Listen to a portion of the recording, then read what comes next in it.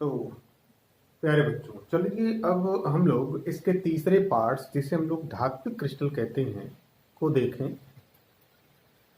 तो जब हम धात्विक क्रिस्टल की परिभाषा को जानेंगे, तो जैसा कि नाम से ही स्पष्ट है, धात्विक यानी कि इसके अवयवीय कण धनात्मक धात्विक आयंस होते हैं। यानी इसके भीतर इस क्रिस्टल में या इस क्रिस्टल के निर्माण में प्रायः जो अवयवीय कण होंगे, जो मिलकर के इसका निर्माण कर रहे होंगे, तो ये धनात्मक धात्विक आयन होते हैं। ठीक है। और ये धातु या तो गतिशील अवस्था में, या कह सकते हैं ये धातु आयन गतिशील इलेक्ट्रॉनों का मंडल, जिसे हम इलेक्ट्रॉनों का समुद्र बोल सकते हैं, घना एरिया बोल सकते हैं, में ये आयन्स तैरते रहते हैं। तो जैसा कि यह इलेक्ट्रॉनों के समुद्र में ये तैरते रहते हैं, तो हम कह सकते हैं कि ये प्रायः विद्युत के सुचालक हुए, क्योंकि इलेक्ट्रॉन्स हैं। ठीक है। और जब इनमें इनके अवयवीय कण के मध्य धात्विक बंध उपस्थित रहता है, तो हम इसे धात्विक क्रिस्टल का नाम देते हैं। अर्थात फिर से इसकी परिभाषा हम फिर से लेते हैं। धात्विक क्रिस्टल वे क्रिस्टल होते हैं जिसमें अवयवीय कण धनात्मक धात्विक आयन्स होते हैं। ये धातु आयन गतिशील इलेक्ट्रॉनों के मंडल, या जिसे हम लोग इलेक्ट्रॉनों का समुद्र भी कह सकते हैं, में तैरते रहते हैं। इसमें अवयवियों के मध्य धात्विक बंध उपस्थित रहता है, यानी कि मेटेलिक बॉन्ड उपस्थित रहता है। जैसे कॉपर, निकल, ये धातुएं मुक्त होती हैं तथा गतिशील इलेक्ट्रॉनों की उपस्थिति के कारण ये ऊष्मा तथा विद्युत की सुचालक होती है। ठीक है। चलिए, इसको हमने लिख दिया है, इसको आप देखें। धात्विक क्रिस्टल यानी कि मेटेलिक क्रिस्टल, इसमें अवयवीय कण धनात्मक धात्विक आयन होते हैं। ये धातु आयन गतिशील इलेक्ट्रॉनों के मंडल या इलेक्ट्रॉन समूह, इलेक्ट्रॉन समुद्र में तैरते रहते हैं। ठीक है। इनमें अवयवों के मध्य, इनके अवयवों के मध्य धात्विक बंध, मेटेलिक बॉन्ड उपस्थित रहता है। जैसे मैंने बताया, कॉपर, निकल इत्यादि ये जो धातुएं होती हैं, वो मुक्त तथा गतिशील इलेक्ट्रॉनों की उपस्थिति के कारण ये ऊष्मा तथा विद्युत के सुचालक होते हैं। ठीक है। चलिए, तो इस तरह से हमने इसके तीसरे पार्ट्स को देखा। अब हम इसके चौथे भाग को, जिसे हम क्या कहते हैं, आणविक क्रिस्टल, को जानेंगे। तो हेडिंग आप लेंगे आणविक क्रिस्टल।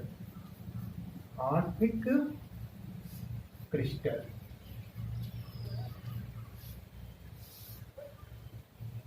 आणविक क्रिस्टल, आणविक क्रिस्टल को मॉलिक्यूलर क्रिस्टल हम लोग अंग्रेजी में कहेंगे, मॉलिक्यूलर क्रिस्टल।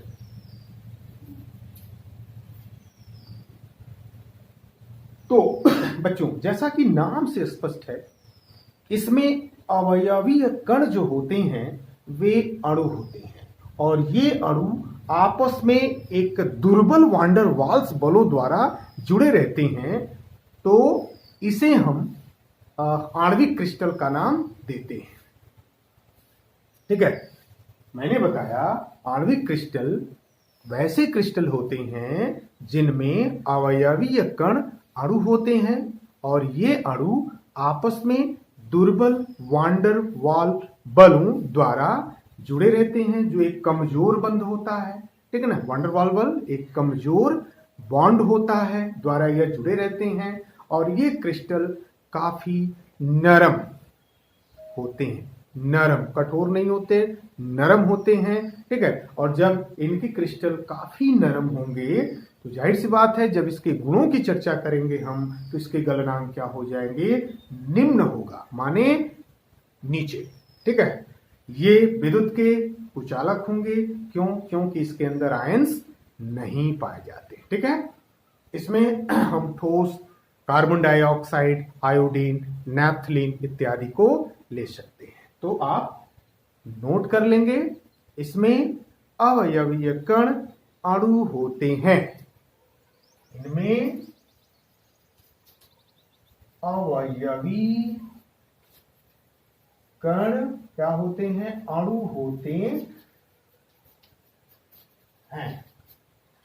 इसमें अवयवी कण अणु होते हैं। ये अणु आपस में, ये अणु आपस में दुर्बल यानी कि कमजोर वान डेर वाल्स बलों द्वारा जुड़े रहते हैं, वान डेर वाल्स बलों द्वारा जुड़े रहते हैं। ये क्रिस्टल नरम होते हैं, ये क्रिस्टल नरम होते हैं।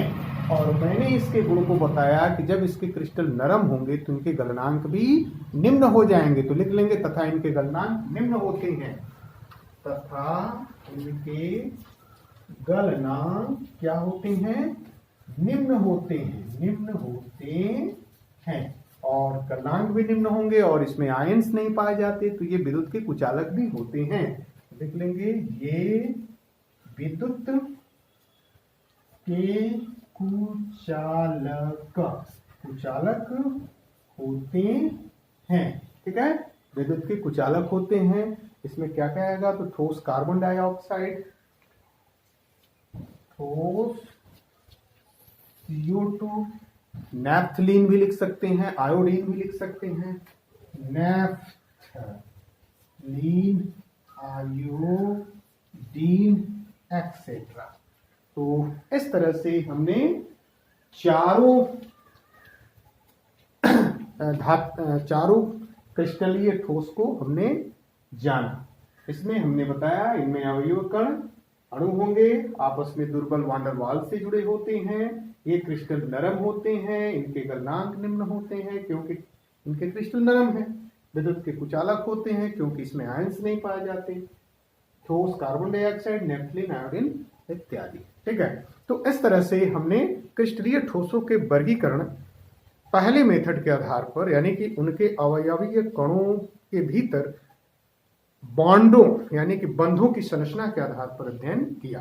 अब हम अपने नेक्स्ट लेक्चर में इसके दूसरे पार्ट्स यानी कि इनके ज्यामितीय विन्यास के अनुसार वर्गीकरण को पढ़ेंगे।